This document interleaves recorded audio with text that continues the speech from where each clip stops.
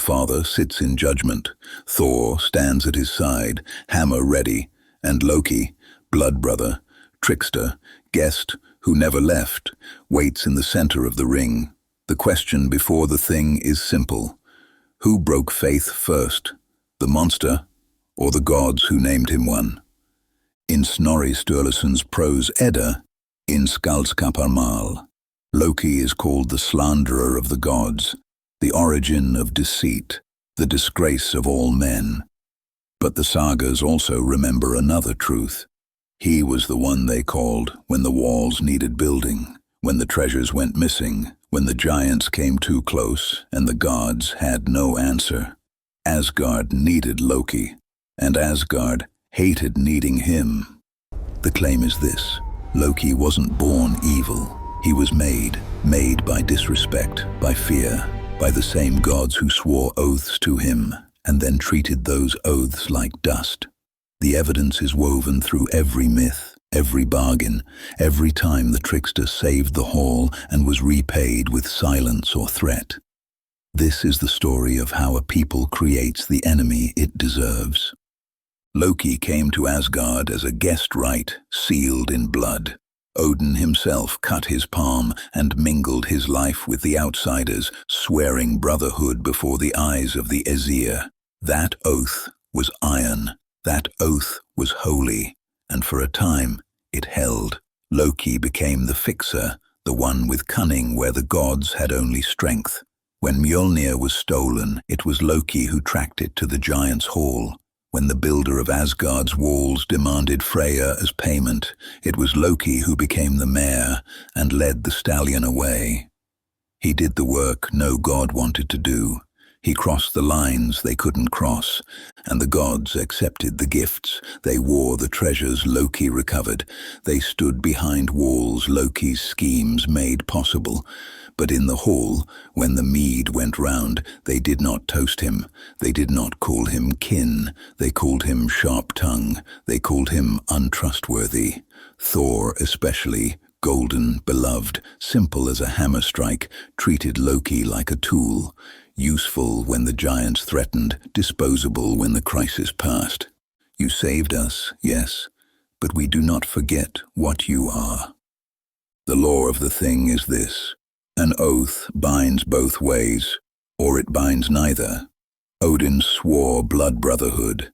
The Aesir accepted Loki into their number, but they never stopped seeing him as the giant's son, and Loki felt it. Every silence, every sideways glance, every jest that cut just a little too deep. Then came the children. Loki fathered 3, Fenrir the wolf, Jörmungandr the serpent, and Hel, who ruled the cold below. The Norns spoke prophecy, as they always do. The wolf will break his chains, the serpent will poison the sky, the dead will march, and Asgard, instead of accepting fate, tried to rewrite it. They took the children. Fenrir was bound with dwarfcraft and trickery. Jörmungandr was hurled into the sea. Hel was exiled to the underworld. Loki's blood was sentenced before it could speak.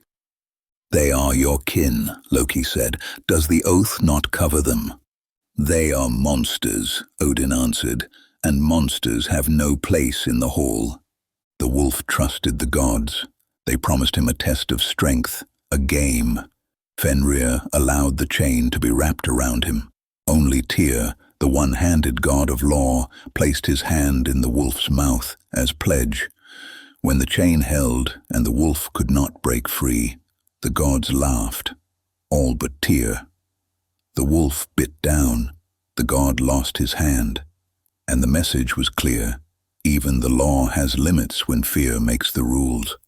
Loki saw his son chained, Loki saw his children cast out, and the gods offered no apology, no recompense. They had acted in the name of order. They had acted in the name of survival. But survival without honor is just another word for betrayal. The myths pile up like court evidence. When the giant Thrym stole Mjolnir and demanded Freya as bride price, the gods sent Thor disguised in a wedding veil. It was Loki's plan. It worked. Thor crushed the giant's skull and took back the hammer. And when the mead hall doors closed that night, no one sang Loki's name. When the gods lost their youth and Idun's apples were taken, it was Loki who retrieved them from the giant's fortress. He risked his life, he succeeded, and the gratitude lasted until the next crisis. "We trust you when we must," Frigg said once, keeper of all oaths, "but trust is not the same as love." Loki heard that. He remembered it. There is a pivot point in every betrayal, a moment where loyalty curdles into something sharper. For Loki it was gradual. It was the accumulation of slights, the realization that no matter how many treasures he recovered, no matter how many walls he saved, he would always be the outsider, the giant-born, the unclean, the one they tolerated because they needed him but never truly wanted. His tricks grew meaner. His jests drew blood. He began to test the bonds, to see how far he could push before the gods would finally cast him out or finally accept him. And Asgard gave him his answer. They tightened the circle. They whispered behind his back. They kept their children away from him. "You are tolerated, Loki. Never forget that." Tolerance is not brotherhood, and tolerance does not bind a man to silence when he has been wronged. The sagas tell us Loki became the enemy of the gods. They tell us he spoke slander at the feast, that he mocked and cursed every one of them. They tell us he engineered the death that broke the world. But they also tell us this: before Loki was the enemy, he was the brother. Before he was the betrayer, he was the betrayed. The courtroom closes. The judgment is rendered. Loki was not born evil. Evil is too simple a word for what he became. He was made into the thing Asgard feared most, shaped by their contempt, their hypocrisy, their refusal to honor the oaths they swore. They demanded order, they demanded loyalty, but they gave neither in return.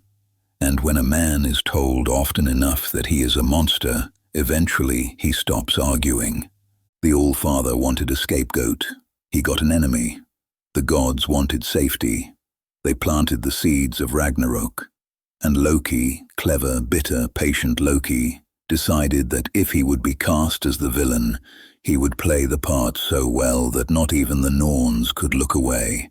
The fire is lit. The saga must continue. If this tale stirred something in you, strike the shield, hit that like. Share this with those who seek the old truths. And if you would join the inner circle, the ones who keep these stories alive when the world forgets, become a member. Your support feeds the flame.